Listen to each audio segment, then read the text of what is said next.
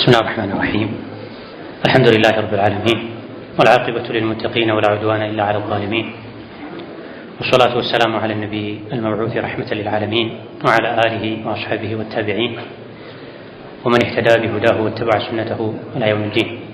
اللهم علمنا ما ينفعنا وانفعنا بما علمتنا وزدنا علما وعملا وثباتا ويقينا يا رب العالمين.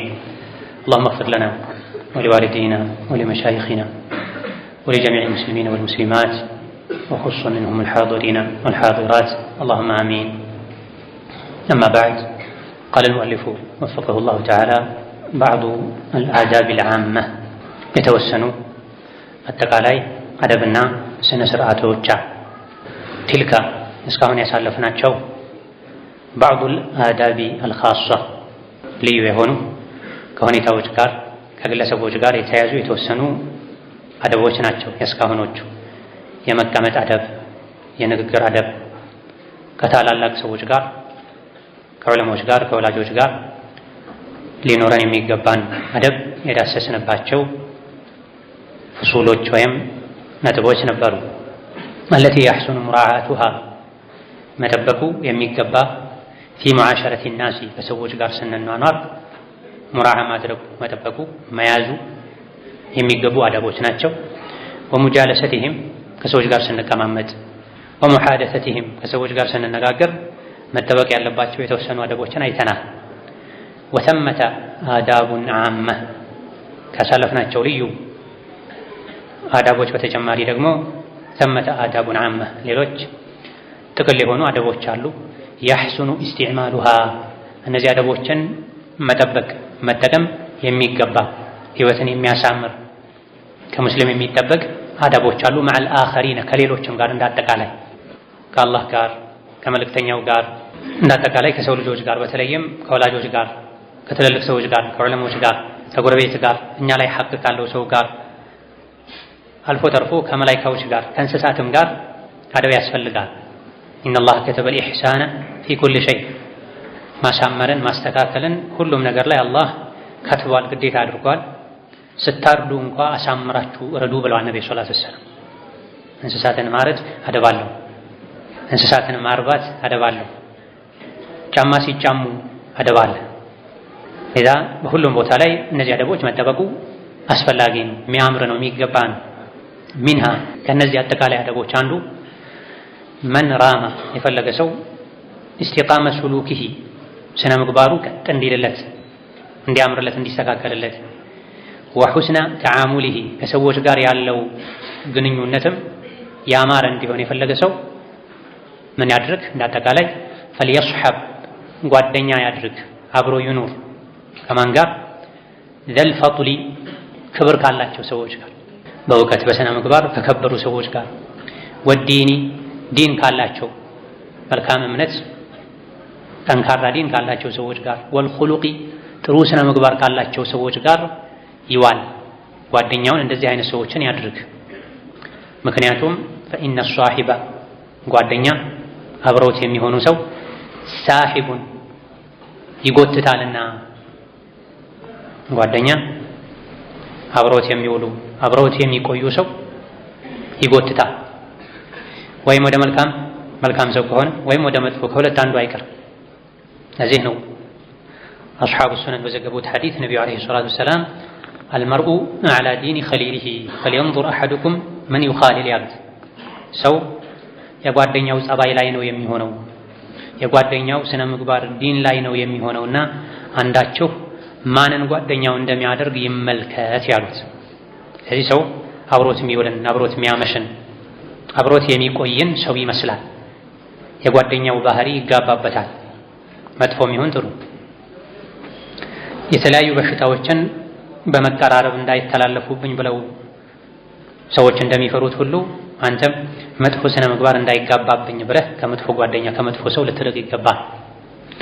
መራቅ ማለት ሙስሊምን ሰላም አለይኩም አለማለት ሰላምታን አለመመለስ አይደለም። ከማንኛውም ሰው ጋር ጥቅል የሆነ መልካም ግንኙነት ሊኖርህ ይገባል፣ በጉርብትና ከምትገናኘው ሙስሊም ካልሆነም ሰው ጭምር።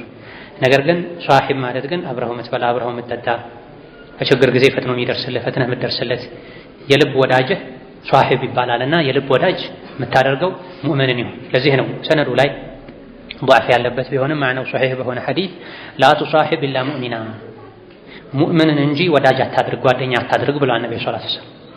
ጥሩ ጓደኛን ወዳጅ ያደረገ ሰው ምሳሌው እንደ ሽቶ ነጋዴ ነው። ወይ ሽቶ ይቀባሃል፣ ሀዲያ ይሰጥሃል፣ አሊያ ደግሞ ባይሰጥህ ባይቀባህ እንኳ ከሱ አጠገብ በመዋልህ ሽቶ ያሸተትክ ነው የምትውለው። የሆነ ሰዓት ላይ እጅህን ሲነካ ጥሩ ሽታ ታተርፋል። የመጥፎ ጓደኛ ምሳሌው ደግሞ ከናፊኺል ኪር ነው፣ እንደ ወናፍ ነፊ ነው፣ ብረት ቀጥቃጭ ነው። ወይም ጓደኛው ብረት ቀጥቃጭ ወናፍ ነፊ የሆነ ሰው ወይም ልብሱ ይቃጠልበታል፣ አሊያ ደግሞ ጭስ ይሸታል። ከሁለት አንዱ አይቀርም። መጥፎ ጓደኛም እንደዚህ ተላላፊ በሽታ ያለበትን ሰው ከምንሸሸው ከምንጠነቀቀው በላይ መጥፎ ባህሪ ያለበትን ሰው ልንርቅ ልንጠነቀቅ ይገባል። ስለዚህ አኽላቅህ ቀጥ እንዲል ከሰው ጋር ያለህ ሙዓመላ ያማር እንዲሆን ከፈለክ ጓደኛህ ማይሆን ዙል ፈድል የተከበሩ ሰዎች ይሁን፣ ከጥሩ ቤት የወጡ ተኮትኩተው ያደጉ ዲን ያላቸው አኽላቅ ያላቸው።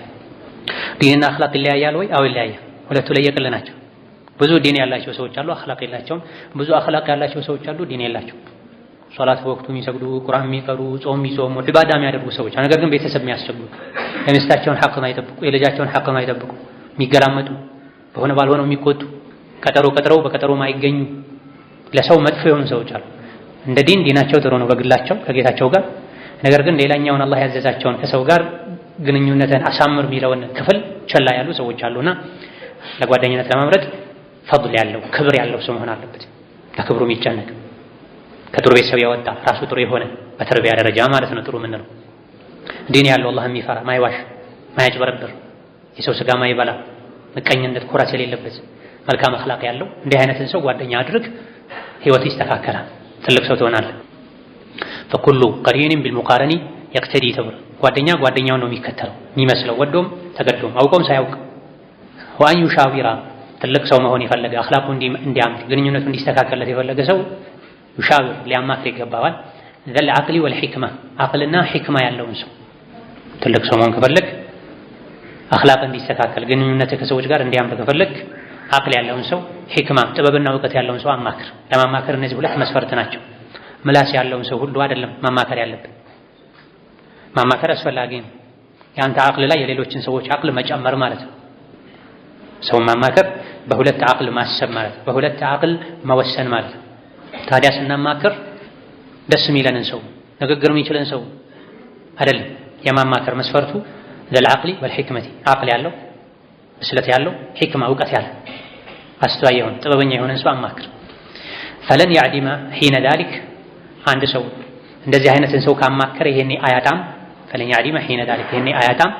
አሰዳዳ በጉዳይህ ላይ ቀጥተኛውን መንገድ ማግኘትን፣ ኢስቲቃማ ማግኘትን፣ ቀስድ ማግኘትን ባማከርከበት ጉዳይ ላይ ሰዳድን ታገኛለህ። ያኒ ኢስቲቃመተል አምሪ ወልቀስድ ፊል አምሪ ማለት ነው።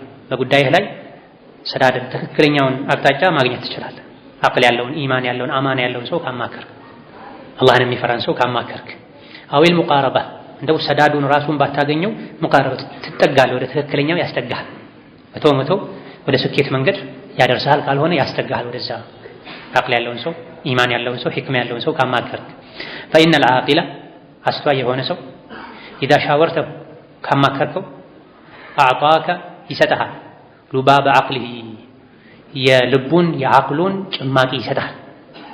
እሱ ዐቅል አለው በራሱ ነገሮችን ያውቃል፣ ያጠናል፣ አስተዋይ ነው። ስታማክረው ደግሞ ተጨንቆ አምጦ ጥሩ አስተያየት ወልዶ ይሰጥሃል። የዐቅሉን ሉባብ ማለት ዐቅል ማለት ነው። ሉባብ ማለት ጭማቂ ማለት ነው፣ ቁንጮ ማለት ነው። የዐቅሉን የተሞክሮውን የእውቀቱን ቁንጮ ጭማቂ እንካ ብሎ ይሰጥሃል። ይሄን አድርግ ይልሃል። ታዲያ ማማከር ከሙከራ በፊት መሆን አለበት። ብዙ ሰዎች ብዙ ነገር ሞክረው ነገር ካበላሹ በኋላ ነው ወደ ማማከር የሚሄዱት። ከውሳኔ ከእርምጃ በፊት ማማከር መቅደም አለበት። ወሰፍወተ ራእይሂ የአስተያየቱን ሰፍዋ ጥርት ያለ የመጨረሻውን ጭማቂውን ይሰጥሃል። ሉባብና ሰፍዋ አንድ ናቸው። ወኻሊሷ ነበሪሂ የእይታውን ጥርት ያለ እይታውንም ይሰጥሃል፣ አስተያየቱን ይሰጥሃል። ራእይ ማለት አስተያየት ማለት ነው።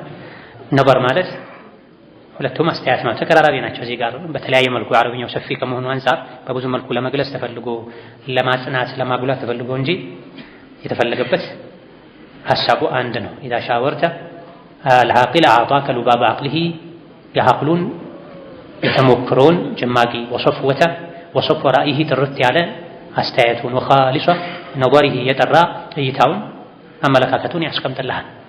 ከታሚውም ብሏል በዚህ ዙሪያ ሻዊር ሲዋከ ኢዛ ናበትከ ናኢበቱን የውመን ወኢን ኩንተ ሚን አህሊል መሽሁራቲ። ሻዊር አማክር፣ ሲዋከ ከአንተ ውጭ ያለን ሌላን ሰው አማክር። ከላይ በተጠቀሰው መሰረት አቅል ያለው ዕልም ያለው ሒክማ ያለውን ሰው መቼ ነው ማማከር ያለብህ? ኢዛ ናበትከ ናኢበቱን ትልቅ ችግር ሲገጥምህ።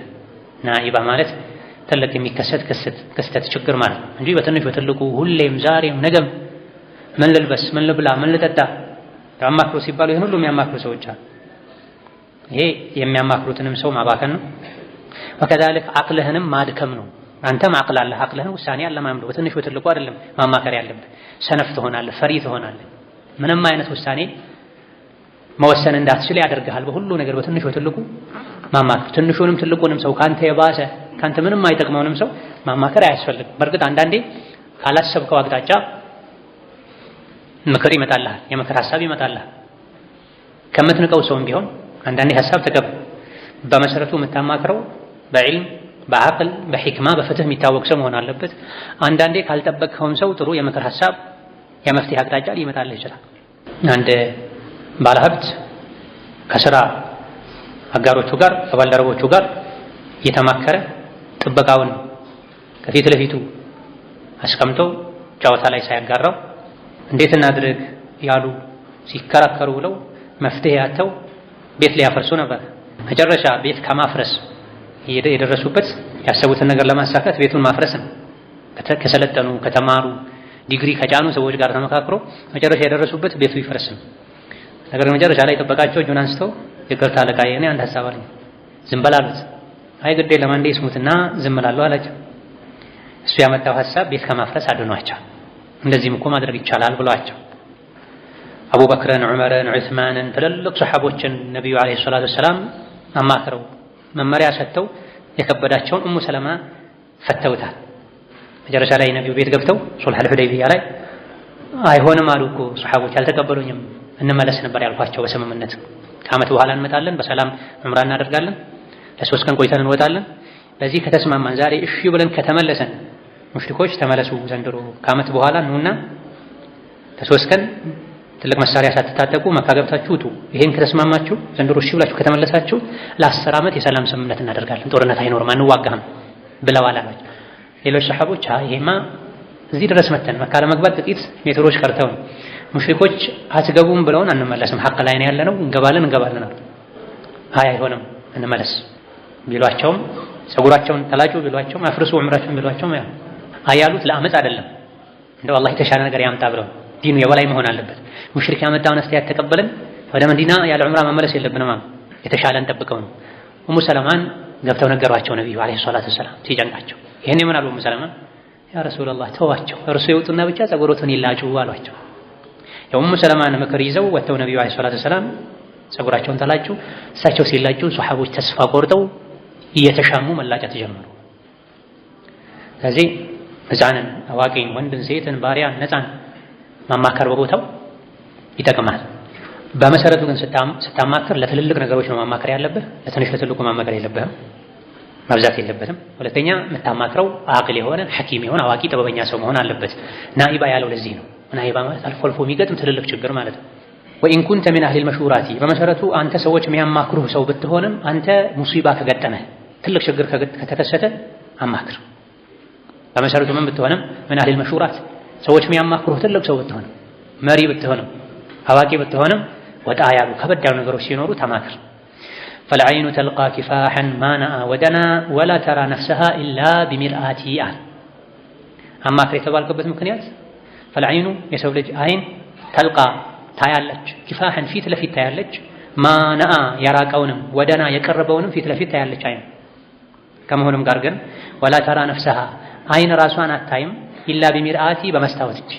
አይንህን ማየት ከፈለክ መስታወት ያስፈልጋል። ከዛ ውጪ ግን አይን የሩቁን የቅርቡን የግራውን የቀኙን ከዞር ከኋላውንም ታያለች። ራሷን ለማየት ግን መስታወት ያስፈልጋታልና አይን አንተም ያንተን ችግር አንዳንዴ ከሰዎች ጋር ስትነጋገር የበለጠ ሊያሳዩ ሊነግሩ ይችላሉና ጉዳይህን አማክር ትልልቅ ነገሮች ሲገጥሙሃል። ወቀድ ቂላ ተብሏል ኢነል ኡሙራ ነገሮች ላ ቱድረኩ አይገኙም አያምሩም አይሟሉም ቢራእይል ሙፍረዲ በነጠላ እይታ አንድ ሰው ብቻ እይታ ነገሮች ላ ቱድረኩ ዙሪያቸው አይታይም። ለአንተ ያልታየህ ለሚስትህ ይታያታል፣ ለአባትህ ለወላጅህ ይታየዋል፣ ለወዳጅህ ይታየዋልና ከበድ ያሉ ነገሮች ሲኖሩ ማማከር ኸይር ነው፣ አስፈላጊ ነው። የቁርአን መርህ ነው፣ የሸሪዓ መርህ ነው። ወሻዊርሁም ፊል አምሪ በነገሩ ላይ አማክራቸው ብሏቸዋል ነቢዩና ሰለላሁ ዐለይሂ ወሰለም። ፈኢዛ ዐዘምተ ፈተወከል ዐለላህ ማማከሩን አማከር ይህ ይሻላል ብለህ ከወሰንክ ማንም ቢቃረንህ ወደ ኋላ አትበል፣ በአላህ ተመክተህ አጽድቅ ቀጥል ብሏቸዋል። በዋህይ የሚመሩ ከመሆናቸውም ጋር ነቢይን አማክራቸው ብሏቸዋል። ጠቅላላ የሙእሚኖችን ሁኔታ ሲናገር ደግሞ ወአምሩሁም ሹራ በይነሁም ብሏል። በእርግጥ አምሩሁም የሚለውን እነ ቁርጡቢ በገዊ ሌሎችም ጂሃድና መሰል ትልልቅ ጉዳዮች ሲኖሩ ብሏል። ለዚህ ነው ደጋግሜ በትንሽ በትልቁ አይደለም ሹራ የሚያስፈልገው ያልኩት። ፊል አምሪ ማለት ፊል ኡሙሪል ዒዛሚ ማለት ነው። ሀገር ሲወረር፣ ድርቅ ሲመጣ፣ ጀማ ሲጣላ ወዘተ መሰል የሆኑ የጂሃድ ጉዳይ ሲነሳ አምር ትልልቅ ነገሮች የሚያናጉ ሁሉን የሚነኩ ጉዳዮች ሲኖሩ መማከር ኸይር ነው። እኔ ምንም አልማከርም የማንንም አስተያየት አልፈልግም አይባልም። የቤተሰብ ጉዳይ ላይ ማይማከሩ ሰዎች አሉ። ባል ከሚስቱ ጋር መማከር አለበት። ልጆች ከወላጆቻቸው ጋር መማከር አለባቸው። ወላጆችም አንዳንዴ ልጆቻቸውን መማከር አለባቸው። ልጆችን ትልቅነትን ያስተምራቸዋል። እስቲ አንተስ ምን ትላለህ ተብሎ የ10 ዓመት የ11 ዓመት ወጣት ታዳጊ ቢጠየቅ ከወላጆቹ ጋር መግባባትን ሀሳብ መለዋወጥን ይለምድበታል። ሁለተኛ ትልቅ ችግር ሲገጥመው ወደ ሌላ ጋር አይሄድም። አባት እናት ሁሌ የሚያማክሩት ከሆነ አዲስ ሀሳብ ሲኖር ችግር ሲገጥመው በትምህርቱ ሊሆን ይችላል፣ በህይወቱ ሊሆን ይችላል። ከራት በኋላ 4 ሰዓት ላይ ቁርስ ሰዓት ላይ ጁምዓ እሁድ ቤተሰብን ሰብስበው ወይም በተሰበሰቡበት ጠጋ ብሎ አባዬ እንዲህ ነገር ገጥሞኛል፣ እማዬ እንዲህ ነገር ገጥሞኛል ምን ላድርግ ብለው ልጆች ችግራቸውን ቤት ውስጥ እንዲያጋሩ እንዲፈቱ በር ይከፍትላቸዋል። አባት እናት ዝግ መሆናቸው ኮስታራ መሆናቸው የራሳቸውን ሀሳብ ብቻ አምጥተው ልጆች ላይ መጫናቸው ልጆች ችግሩን ከቢገጥማቸው ደፍረው ወላጆቻቸውን እንዳያማክሩ በር ይዘገባቸዋል። ወላጆቻቸውን ካላማከሩ ማንን ያማክራሉ? የውጭ ሰው ያማክራሉ።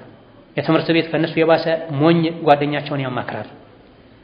ብስለት የሌለውን ሰው ያማክራሉ። መጥፎ ምክር ይሰጣቸዋል፣ ከወላጆቻቸው ያርቃቸዋል። ስለዚህ ወላጆች ልጆቻቸውን ያማክሩ። ሲያማክሩ ሁሌም ከነሱ ጥሩ ሐሳብን ፈልገው ብቻ ሳይሆን መመካከርን እንዲያስተምሯቸው፣ ሐሳብ መግለጽን እንዲያለማምዷቸው፣ ድፍረት እንዲሆናቸው ልጆችን ሰብስቦ ማማከር። ልብስ እንኳን ሲገዙ ለልጆቻቸው መብት የመምረጥ መብት ማይሰጡ ወላጆች አሉ። እኔ ያልኩህን ልበስ ብቻ ነው፣ ይሄን ከለር ወዳለሁኝ፣ ይሄን አይነት መርጣለሁኝ ካሉ መምረጥን አስተምሯቸው። የዚያራ ፕሮግራም ካላቸው፣ የረፍት ፕሮግራም ካላቸው በምን ቀን ይሆንልህ በሏቸው። ትምህርት ሲጨርሱ የትምህርት ፊልዱን ወደ ከፍተኛ ትምህርት ተቋም ሲሸጋገር አንተ ስለፈለክ ብቻ ልጄ ዶክተር ነው የምትሆነው ዶክተር ሁን፣ አንቺ አካውንታንት ነው የምትሆኚው ሁኒ ተብሎ መጫን ሳይሆን ምን ትፈልጋለህ የተኛው ይሆንልህ ማለት ነው። ልጆችም ራሳቸው የመረጡትን ብቻ ሳይሆን ወላጆቻቸው ጋር የቱ ይሻላል ብሎ መመካከር፣ አጎት ጋር መመካከር፣ ታላቅ ወንድም ጋር ታላቅ እህት ጋር መመካከር ኸይር ነው። ማማከር ሹራ በሁለት ጭንቅላት ማሰብ በሁለት ልብ መወሰን ነው ብለናልና ኢነል ኡሙረ ላ ቱድረኩ ቢራእይል ሙጀረድ አልሙፍረዳ ኡሙር ነገሮች ላ ቱድረኩ አይደረስባቸውም። ቱድረኩ ሚን ጀሚዕ ነዋሂሃ ያንድን ነገር ዙሪያውን በትክክል ልታውቀው እስከ ጥግ ድረስ ልትረዳው አትችልም። ቢራእይል ሙፍረዲ በነጠላ እይታና ግምገማ። ስለዚህ ምን ያስፈልጋል? ፈልየስተዒን መክዱዱን አይ መግሉቡን ዐላ አምሪሂ ማለት ነው። መክዱድ የደከመ ሰው ነው ነገሩ ግራ የገባው ሰው ሚይዘውን የሚጨብጠውን ያጣ ሰው አስቦ የደከመ የተሸነፈ ሰው የስተዒን ይታገዝ እገዛን ይፈልግ። ከማን ቢዋዲዒን አይ ሳኪኒን ሙጥመኢኒን ማለት ነው። ሰከን ያለ በሰል ያለ ሰው ጋር ሄዶ ሐሳብ በመጠየቅ ምክር በመጠየቅ የደከመ ሰው በሱ ክንዱን ያበርታ። የዛለ አእምሮን የተጋረደ እይታውን ብሩህ እንዲሆንለት ያድርግ። ወንድም ያስፈልጋል የሚያማክሩት ጠንካራ አስተዋይ በሳል ኢማን ሕክማ እውቀት ያለው ሰው ያስፈልጋል። ወመሽጉሉን በጣም የተጨናነቀ ሰው ቢፋሪጊን ባልተጨናነቀ ሰው ይታገዝ። አንተ ነገሮች ተደራርበውብህ ከውጥረት ብዛት የመጣ ውሳኔ ትክክል ላይሆን ይችላል። የተወሰነ ፋሪግ ክፍት ሰዓት ያለውን ሰው እንዲህ ነገር ገጥሞኝ ነበር እስቲ ያስብበት ምን ትለኛለህ ተብሎ በክፍት ሰዓቱ በተረጋጋ አእምሮ ሐሳብ እንዲያጋራ ማድረግ አስፈላጊ ነው። ኢሕሪስ ሁሌም ጉጉት ሊኖርህ ይገባል። አላ አን ትወቂረ መን ፈውቀካ ከበስተላይህ ከአንተ በላይ የሆነን ሰው ለማክበር ሁሌም ጉጉት ይኖርህ። ይሄን መርህ አትልቀቅ። የፊተኛው የእስቲሻራ ጉዳይ ነው። እንዳጠቃላይ ከሚያስፈልጉ አደቦች አንዱ ኢስቲሻራ ያስፈልግሃል። ህይወትህ ላይ ልጅህን ስትድር፣ ራስህ ስታገባ፣ ሰፈር መንደር ስትመርጥ፣ ውጭ ሀገር መሄድ ልጅህን መላክ ካስፈለገህ ወዘተ ዝም ብለህ ብድግ ብለህ ገንዘብ ስላለህ ብቻ አትፈርም። ቀድመህ አማክር። በአቅራቢያህ ያሉ ሰዎችን በእድሜ በተሞክሮ በእውቀት በብስለት የሚበልጡ ሰዎችን አማክር። ሁለተኛው ኢሕሪስ ዐላ አን ቱወቂረ መን ፈውቀክ፣ የሚበልጥህን ሰው ሁሌ ማክበር። የአክብሮት መገለጫ በሚባሉ ነገሮች ሁሉ ይሄ ላይ ሁሌም ሒርስ ይኑርህ። አንድ ያድርገኸው ምትተው መሆን የለበትም። ደስ ሲልህ መሆን የለበትም። አክብሮትን መለማመር ያስፈልጋል። እኔ ለምዶብኛል እንዲሁ ነኝ ተብሎ መተው የለበትም። አደብን መጠበቅ ተራስህን። ወአንተ ሊነ ሊመን ዱነካ፣ ከአንተ በታች ላሉ ሰዎች ለዘብ በል፣ ለስለስ በል፣ ከርደዳ አትበል። ጉልበትህን ጡንቻህን አታሳያቸው። ሀብትህን ስልጣንህን አታሳያቸው። ከአንተ በላይ ለሆኑ ሰዎች በእውቀት በዕድሜ ገይሪ ዛሊክ ክብር ስጥ። ከአንተ በታች ለሆኑ ሰዎች ፍቅር ስጥ፣ ርህራሄ ስጥ፣ እዝነት ስጥ። ወአን ቱሕሲነ፣ አሳምር ሙአታታ አኪፋኢካ፣ አቻዎችህን መስለህ ከአቻዎችህ ጋር ሙአት ሆነ አይ ሙዋፊቅ ሆነህ ማለት ተገጣጥመህ መኖርን ተግባብተህ መኖርን አሳምር፣ ቻልበት። ይዘን ታላቅህን ሁሌ ማክበር፣ አክብሮት በሚባል ነገር ሁሉ ለታናሽህ ሁሌም ለይን ሁን፣ ለስላሳ ሁን፣ ለዘብተኛ ሁን። ስትበልጠው መኮርኮም አይምጣ ውስጥህ ላይ በልጧለሁ አሸንፏለሁ አትበል። ከአንተ በታች ከሆነ ፍቅር አብዛ፣ ርህራሄ አብዛ፣ ለዘብተኝነት አብዛ። አኪፋ አቻዎች ከሆኑ ደግሞ ሙአታት አይ ሙዋፈቃ ማለት ነው። ግጠም ሁሌም ካቻዎች ጋር ምከር፣ አስተያየት ተቀበል። ከውክያህ ጋር ተግባቢ ሁን። ወአለም እወቅ አነሁ ላ ዩጀዱ አልፈኹሩ መሕሙዳ፣ ላ ዩጀዱ የትም አይገኝም፣ አልፈኹሩ በራሱ የሚኮራ ሰው የሚጎርር ሰው ጉረኛ ሰው መሕሙደን የትም ቦታ የተመሰገነ ሆኖ አታገኙም። ሰዎች የሚጎርርባቸውን ሰው የሚኮራራባቸውን ሰው አይወዱም። ስለዚህ ከሰዎች ጋር ተግባብተህ ተዋደህ መኖር ከፈለግ ፈኽር ይቅርብህ። እኔ እንዲህ ነኝ፣ እኔ እንዲህ ነኝ፣ እኔ ሀብት አለኝ፣ እኔ ስልጣን አለኝ፣ እኔ ከፍ ያለ የትምህርት ደረጃ አለኝ አትበል። ደረጃህን ዝቅ በማለት አሳያቸው። በትክክል ደረጃ ያለው ሰው የተማረ ሰው ዝቅ ነው የሚለው። ልክ እንደ ዛፍ የሚያፈራ ዛፍ ወደ ጎን ነው የሚሰፋው፣ ብዙ ያቅፋል፣ ጥላ ይፈጥራል። ማያፈራ ባዶ ዛፍ ደግሞ ወደ ላይ ነው የሚያድገው። ከዛልክ ትንሽ እውቀት ሲጨምሩ፣ ስልጣን ሲጨምሩ፣ የትምህርት ደረጃ ሲጨምሩ ከፍ የሚሉ ሰዎች አሉ። በአፍንጫቸው የሚያወሩ ሰዎች አሉ። አፋቸውን ትተው አፍንጫቸውን እየነፉ ድምፃቸው ግልጽ ሆኖ ሰዎች ዘንድ ማይደርስ የሚንቀባረሩ የሚወጣጠሩ ሰዎች አሉ። ይህ አይነቱን አላህ አይወድም። ላ ዩሒቡ ኩለ ሙኽታሊን ፈኹር፣ ሙኽታሊን ፊ ምሽየቲሂ ፈኹሪን ፊ ቀውሊሂ፣ ሲራመድ የሚንጠባረር የሚነጥር ምድርን ለመብሳት የሚደርስ ከተራራው እኩል ነኝ ለማለት የሚዳዳው በንግግር ደግሞ ኩራት በተሞላበት መልኩ ሙተሸዲቅ ተርታር ሙተፈይሂቅ የሚሆን አላህ እንደዚህ አይነቱን ሰው አይወድም።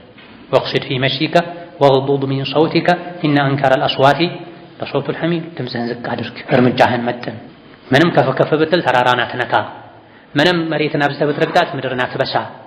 በሁሉም ነገር መካከለኛ ሁን ተብሏልና ፈኹር የሆነ ሰው እኔ እንዲህ አለኝ እኔ እንዲህ አለኝ እኔ እንዲህ አለኝ ያለ ከሰዎች ራሱን የበላይ ለማድረግ የሚሞክር ሰው አይወደድም። የትም እንደው ሰዎች ግድ ሆኖባቸው ሸሩን ፈርተው ወይም ከሱ የምትገኝን ኸይር ከጅለው ዝቅ ዝቅ ቢሉለትም ከጀርባ ግን አይወዱትም፣ ውስጣቸው አይወዱም። ወለል ገዱቡ መስሩሩን፣ ይሄንም ወቅ ወዓለም ጠንቅቀህ ወቅ ማለት ነው። ወለል ገዱቡ በሆነ ባልሆነው የሚቆጣ ሰው መስሩሩን ደስታ አያገኝም። ቁጣው የራሱን ሰላም ይነሳዋል፣ ያደፈረስበታል። ቁጡ ሳይሆን ሆደ ሰፊ ሁን፣ ቻይ ሁን። በሆነ ባልሆነው የምትቆጣ ከሆነ አንተ ራስህ ደስታ አታገኝም፣ የሌሎችንም ደስታ ታደፈርሳለህ፣ ሰላም ተነሳለህ። ቁጣ ከሸይጣን ነው። ላ ተግደብ ብለዋል ነቢዩ ዓለይሂ ሰላቱ ወሰላም። ቡኻሪ ያለ ሐዲስ ነው፣ አቡ ሁረይራ የዘገቡት። አንዱ መጥቶ ምከረኛ ረሱላላህ ሲላቸው አትቆጣሉት፣ ጨምር ሲላቸው አትቆጣሉት፣ ጨምር ሲላቸው አትቆጣሉት። አትቆጣ ማለት ሁለት ተፍሲር ነው ያለው። አንደኛ የሚያስቆጣህን ነገር አታድርግ ማለት ነው። ቁጣህን የሚቀሰቅስን ነገር አታድርግ፣ ተጠንቀቅ ማለት ነው። ሽሽው። ቁጣ የእብደት ታናሽ ወንድሙ ነው። ቁጣ የእብደት ታናሽ ወንድሙ ነው። አንዳንዴ ታላቅ ወንድሙም ሊሆን ይችላል፣ መንታውም ሊሆን ይችላል። አንዳንዴ ከልክ በላይ የተቆጣ ሰው እንደ እብድ ሲያደርገው ይታያል። በተቆጣ ሰዓት ቶሎ ብለህ ሄደህ ፊትን በመስታወት ይኸው ይላሉ የሚመክሩ ሰዎች። ምን እንደምትመስል ይኸው በተቆጣ ሰዓት ሲቆጣ ፀጉሩን የሚነጭ ሰው አለ፣ ስልኩን የሚወረውር ሰው አለ፣ ልብሱን የሚቀድ ሰው አለ፣ የሚጮህ ሰው አለ። እዚህ ቁጣ የእብደት ወንድም ነው፣ አቻው ነው። መጅኑን ነህ ስትባል ደስ አይልህም ማለት ስትቆጣ እንደ መጅኑን የሚያደርገው ሰው አለ። እዛ ደረጃ እንዳትጠጋ፣ እዛ እንዳትሄድ ቀድመህ ቁጣ የሚያመጡ ነገሮችን ራቃቸው። ሁለተኛው ላ ተግደብ የሚለው ተፍሲሩ ምንድነው? አይ ላ ቱነፊዝ ገደበከ ማለት ነው። ቁጣህን ዋጠው አታውጣው ማለት ነው እንጂ በፍጹም አትቆጣ ማለት አይደለም። ማይቆጣ የለም። ቁጣ ምንድነው? ሰዋዊ ባህሪ ነው፣ ተፈጥሯዊ ባህሪ ነው። መሳቅ፣ ማዘን፣ መደሰት፣ መተኛት፣ ማዛጋት፣ ማስነጠስ ተፈጥሯዊ ባህሪ ናቸው አይደል? ልክ እንደዚህ ቁጣም ሰው ውስጥ ያለ ባህሪ ነው። ታዲያ ምንድነው? ትልቅ ሰው ቁጣውን ይቆጣጠራል፣ ይውጣል።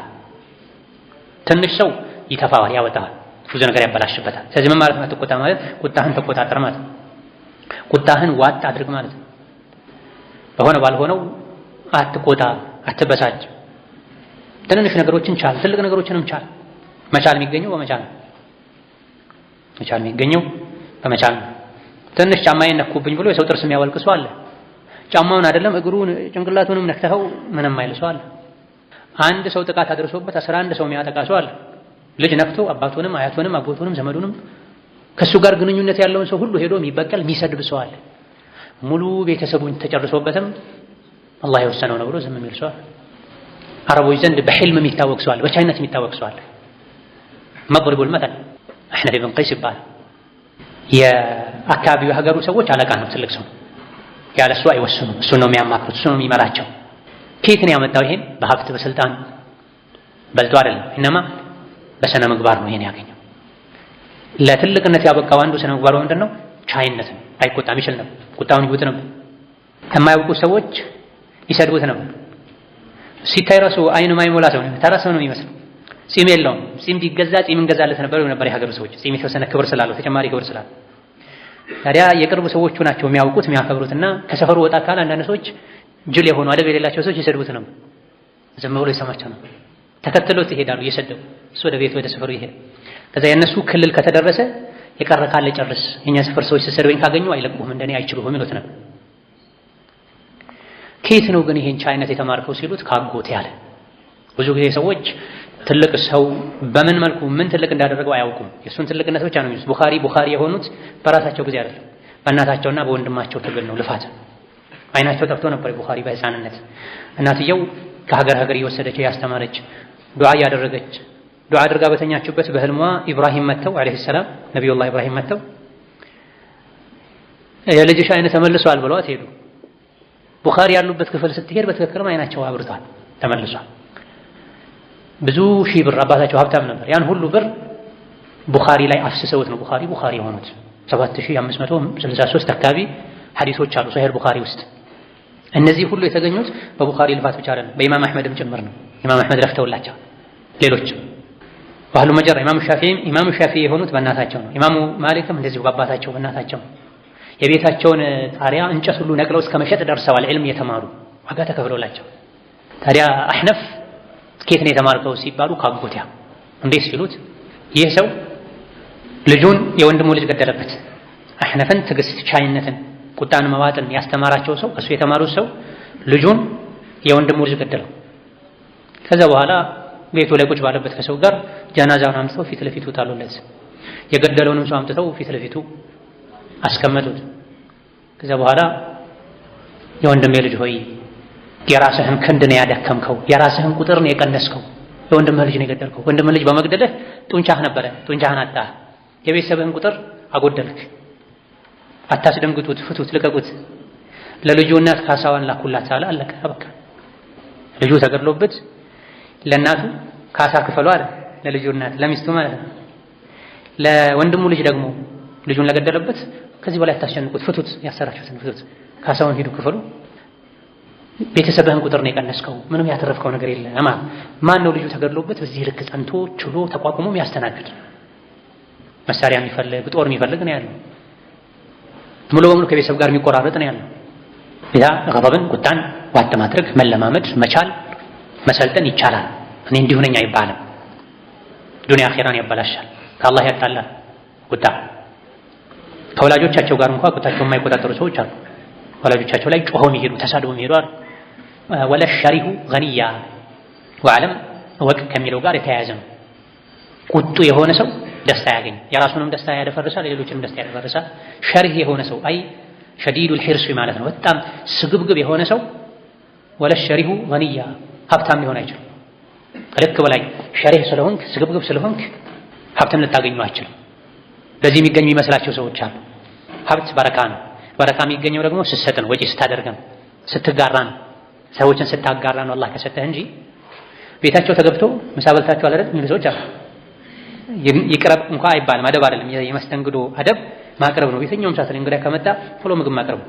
ከራበው ይበላል፣ ካልሆነ ቀምሶ ይተዋል። አንተ በኋላ አስተካክለህ ተመልሰዋለህ እንጂ ራት በልታቸው አይደል ምሳ በልታቸው አይደል አይባልም። ነውር ነው። የቀረበውን ሁሉ ሚይስተዋል፣ ሚስቱ ታቀርባለች ጎበዝ ናት እሷ፣ እሱ ግን ሚይስተዋል ማያቀርብ ሰው። አንሱት በልተዋል መሰለኝ የሚል ሰው አለ። ትንሽ ከቆዩ ብሎ እስኪባሉ ከጠበቁ ይሄ ሸራህ ነው፣ አይገባም። ስግብግብነት፣ ስስታምነት ሀብታም አያደርግም። ይልቅ ራያ ኢብራሂም ይሁኑ። ፈጃአ ቢዕጅሊን ሐኒዝ ፈራገ ኢላ አህሊሂ ወዲያውም እንግዶች መጡ፣ ሰላምታ አቀረቡለት። ሰላምታውን መለሰና ፈራገ ኢላ አህሊሂ ፈጥኖ ዞር ብሎ ወደ ቤተሰቦቹ ሄደ። ምን አመጣ? ፈጃአ ቢዕጅሊን ሐኒዝ አዲስ ተሰርቶ የተጠበሰ ወይፈን ስጋ ይዞላቸው ወጣ፣ የጥጃ ስጋ ይዞላቸው ወጣ። አሩስተውን አቀረበላቸው። አትበሉም እንዴ? ብሉ እንጂ አለ። ይበላችኋል። ይህ ነው መሆን ያለበት። ወለል መሉሉ ሰውን የሚያሰላች ሰው ዛ ኢኽዋኒን ጓደኛ ወንድም ሊያገኝ አይችልም። መሉል አትሁን፣ ስልቹ አትሁን፣ አሰልቺ አትሁን። ከሰዎች ጋር ባለህ ግንኙነት የምትሰላች አትሁን፣ ሰዎችንም የምታሰለች አትሁን። ይልቅ ግንኙነትህ የሚጣፍጥ የሚናፍቅ ይሁን። ኢኽዋን ወንድሞች ይኖሩሃል፣ እህቶች ይኖሩሻል። ኢሕዳር ተጠንቀቅ። ሱሕበተል ጃሂሊ ጃሂልን ጓደኛ ማድረግ፣ አልአሕመቂ ጅል የሆነን ሰው ሞኛን ሰው ጓደኛ ከማድረግ ተጠንቀቅ። ይሄ ከጥቅል ምክሮች መሃል አንዱ ነው። በህይወት ደስተኛ ለመሆን ስኬታማ ለመሆን ሙአደብ ለመሆን ጓደኛ መረጥ። ከጃሂል ጋር መሀይም ከሆነ ሰው ጋር ጃሂልነቱን ከማያውቅ ለእውቀት ፍላጎት ከሌለው መተኛት፣ መብላት፣ መሽናት ብቻ ይሆን፣ ልብስ መቀየር ብቻ ይሆን። እንደ እንስሳትም ልብስ ይቀይራሉ፣ ቆዳቸው የጊዜ ይቀየራል። እንስሳትም እነሱም ይበላሉ። አንድ ቦታ ላይ ያለ ሰርዶ ሲያልቅ ሌላ ሰርዶ ፍለጋ ይሄዳሉ፣ ውሃ ፍለጋ ይሄዳሉ። አንተም አላማ መብላት፣ መጠጣት፣ መተኛት፣ ልብስ መቀየር ከሆነ አንተ ወልበሃኢሙ ሰዋኡ አንተና እንስሳት እኩል ናቸው። ሰው መማር አለበት፣ መሻሻል አለበት። የዲንም የዱንያም ትምህርት መማር አለበት፣ ስልጠና መውሰድ አለበት። ደካማ ጎኑን ማሻሻል አለበት። የምችለውን ነገር ሁሉ ከማድረግ ወደ ኋላ ማለት የለብም። ደካማነትን ጉድለትን ወደህ መቀበል የለብም። በቤትህ ደጅ ላይ መሬት ይዞታህ ላይ ትልቅ ጋራ ቢኖር ተራራ ነው እዚህ ጋር እሺ መዝራት አልችልም አትበል። በአላህ ተመክተህ ጋራውን መናድ ጀምር። ጠጥ ያለ መሬት አድርገው አርሰህ ዝራበት፣ አልማው ተብላ እዳ ደካማነትን መቀበል አይገባም። ደካማ ከሚያደርጉ ነገሮች አንዱ ጓደኛ ነው፣ ሰነፍ ጓደኛ ነው። አሕመቅ ጅል ጓደኛ ናት ያዛ። ፈኢነሁ ጃሂልና ሰነፍና አሕመቅ ሞኝ የሆነ ጓደኛ አዱው ነፍሲሂ የራሱ ጠላት፣ መሀይም የሆነ ደንቆሮ የሆነ እንደዚሁ ደግሞ አቅል የሌለው ጅል ሞኝ የሆነ ጓደኛ ራቀው፣ ተጠንቀቀው። አይደለም አንተን ሊጠቅም ይቅርና የራሱን ጠላት። ፈከይፈ የኩኑ እንዴት ሊሆን ይችላል? ሰዲቀን ወዳጅ ጓደኛ እንዴት ሊሆን ይችላል? ለገይሪሂ ለሌሎች መጥፎ ጓደኛ ከመገለጫው አንዱ መጥፎ ነው መራቅ አለብኝ ብለህ ልትርቀው ከሚገባ ጓደኛ አንዱ በዲንህ ወይም በዱንያ ማይጠቅምህ መሀይም የሆነ ሞኝ የሆነ ጓደኛን ራቅ። ፈልጎህ ቢመጣም ሽሸው። ስስ የሆነ ግንኙነት ብቻ ይኖርህ። ሙስሊም ከሆነ ከአንተ ጋር የሚያገናኘው ነገር ካለ አሰላሙ አለይኩም ወአለይኩም ሰላም፣ አመመው ሰላም አለይኩም እንዴት ነህ አላህ ያድርግህ ወሰላም አለይኩም። ስስ ግንኙነት ከሁሉም ጋር መኖር አለበት። ግንኙነት ተቆርጦ ጠላትነት መተካት የለበትም። ከማንም ጋር ጠላት ሆነህ መኖር የለበትም። ይህ ማለት ደግሞ ከሁሉም ጋር ተለጠፍ ማለት አይደለም። ግንኙነቶች ደረጃ አላቸው። አንደኛ ደረጃ፣ ሁለተኛ ደረጃ፣ ሶስተኛ ደረጃ። ያገኙትን ሰው ሁሉ ጓደኛቸው የሚያደርጉ ሰዎች አሉ። አምጣ ስልክ እንደውልልሃለሁ ይሉታል። ለስንቱ ደውለህ ትዘልቀዋለህ? ያገኘህን ሰው ሁሉ የወደደህን ሰው ሁሉ ሊጠጋ የፈለገን ሰው ሁሉ ካስጠጋህ ልብህ በሰዎች ብዛት ይጨናነቃል። ለግልህ ጉዳይ ሰዓት አታገኝም፣ ለቤተሰብ ጉዳይ ሰዓት አታገኝም፣ ለአኺራ ሰዓት አታገኝም። ስለዚህ ሰዎችን መከፋፈል፣ አንድ ጓደኛ ይበቃል። አንድም ሲበዛ ነው። በተለይ ባለንበት ዘመን የታለ ጓደኛ የሚሆን ሰው? መስፈርቱም የሚያሟላ ሰው የታለ? ጓደኛ ነው የሚሉ 30 ሰው ይኖራቸዋል። ግን የጓደኛ ሚና መጫወት ያለበት ሰዓት ጋር ሲመጣ አንድ ጓደኛ አታገኝም። ቤት ጤፍ አልቆበት አሊያ ደግሞ የትምህርት ቤት ደርሶበት ምንም ሳይልህ ስልክህን ከፍቶ አካውንት ውስጥ ገብቶ 100 ሺህ ብር ወደ አካውንቱ ትራንስፈር የሚያደርጋል ካለው ያምጣልኝ እፈልጋለሁ፣ እንደዚህ አይነት ወዳጅ ገዛለሁ፣ ግማሽ ሀብቴ ንብረቴ ካለ ምንም ሳትለው ምንድነው ማድ ቤቱ ገብተህ አስፈጭቶ ያመጣውን ጤፍ ግማሹን የምትወስድ ቁም ሳጥኑን ክፍት አድርገህ ያማረህን ጀለቢያ ልብስ ለብሰህ ይዘህ የምትሄድ አለ? የለም። ኪሱ ላይ እጅን አስገብተህ ብር አውጥተህ ዝም ብለህ የምትሄድ የለም። ይላል ካላምጣ ወዳጅ የሚባለው ይሄ ነው ጓደኛ የሚባለው። ሰዲቅን ሲያስተዋውቁ ብዙ ብለዋል። وقال قوم لا يرى معناه في هذا الورى አንዳንዶች እንደው ሰዲቅ የሚባለው ነገር ጓደኛ ስሙ አለ እንጂ ማዕናው የለም በዚህ ዘመን ጠፍቷል አሉ። ሰዲቅ ማለት ጓደኛ ማለት ነው። ምንድነው ጓደኛ አሉ? وقيل لفظ لا يرى معناه في هذا الورى በዚህ ዘመን ሰው ዘንድ ማዕናው ማይታይ ቃል ብቻ ሆኖ ቀርቷል አሉ። وقيل في الصداقة الحب فوق الطاقة صداقة ማለት ከአቅምህ በላይ መውደድ ማለት ነው አሉ። ከራስህ አስበልጠህ የምትወደውን ሰው ነው ምንድን የምትለው ወዳጄ የምትለው። وقيل እሱ ማለት አንተ የምትለው እኔ ማለት እሱ ነው እሱ ማለት አንተ ነው የምትለው። እኔም ብፈርም እሱም ብፈርም አንድ ነው። የኔ አካውንት የሱ ነው፣ የኔ ቤት የሱ ነው፣ የኔ ልብስ የሱ ነው የምትለው ይሄ ነው ምን የሚባለው ሰዲቅ የሚባለው አሉ። ይሄ ሁሉ አለ በዘመናችን የለም። ከድሮ ከደጋጎች ጋር ሄዷል። አልዋቂዲ ረሂመሁላህ ተዓላ ከጠቀሷቸው ድንቅ ከሆኑ ስለሆነ ዒድም የቀረበ ስለሆነ ጓደኞች ጓደኝነታቸውን ሊመዝኑበት የሚገባ አንድ ክስተት አለ። በህይወቴ ከሚገጥሙኝ ነገሮች አንዱ ሁለት ጓደኞች ነበሩኝ አሉ።